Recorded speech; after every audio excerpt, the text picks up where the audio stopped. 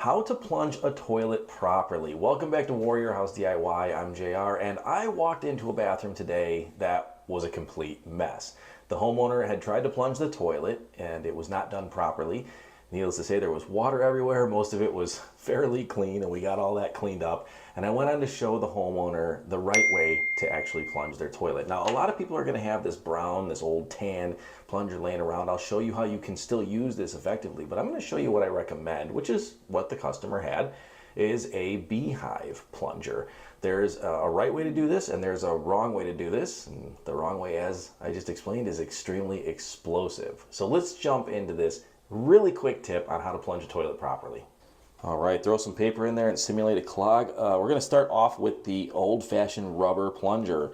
You can find this at Dollar Tree, Dollar General, Home Depot, and Ace Hardware, everywhere else in between. But you know, if we've got a clog going on, when you get this kind of a plunger in there, the goal is to really get it down in the hole. And you don't want to be forcing a lot of air. You want to kind of work it back and forth until it forces the water down the hole. And you can see in this case, because I don't actually have a real clog in this toilet, that water is going down there relatively easy. Now, these are most typically used for plunging a sink, but a lot of homeowners actually have these on hand. So I figured I'd show you how to use it, but let's go ahead and get some more water in here and move on to the Beehive.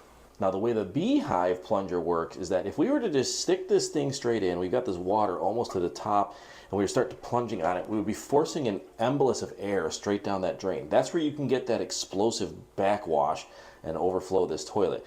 Instead, what you want to do is put this into the toilet a little bit like this, tip it sideways, and you can hear it gurgle and it fills up with water. Now that it's full of water, you can even feel the difference in it. You want to get that right into the bottom of there and push down, forcing an embolus of water straight down that drain. And there we go. It's all going down the hole. We'll let this thing fill up one more time and give it a flush on its own and see if it's done its job. And if not, we could repeat this process one more time.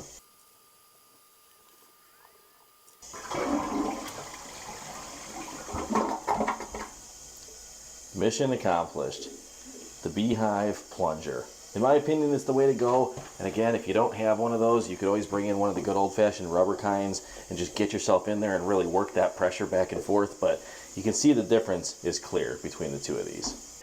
Well, that was really easy. Take your pick. Which one do you like? Leave your comments down below. Are you the good old-fashioned cheap $1.99 plunger, or are you going to go with the Beehive? You know, if you've got a regularly clogging toilet, maybe it's the type of paper you're using or it's old plumbing or something like that, and you're not blowing out the wax ring, I'm going to go ahead and recommend the Beehive. But I'd love to hear what you have to say. If you feel like you gained some value from this video, you know what to do. Please give me a like, give me a subscribe, and share this video with your friends. And until the next video, Warrior House DIY. Thanks again for watching.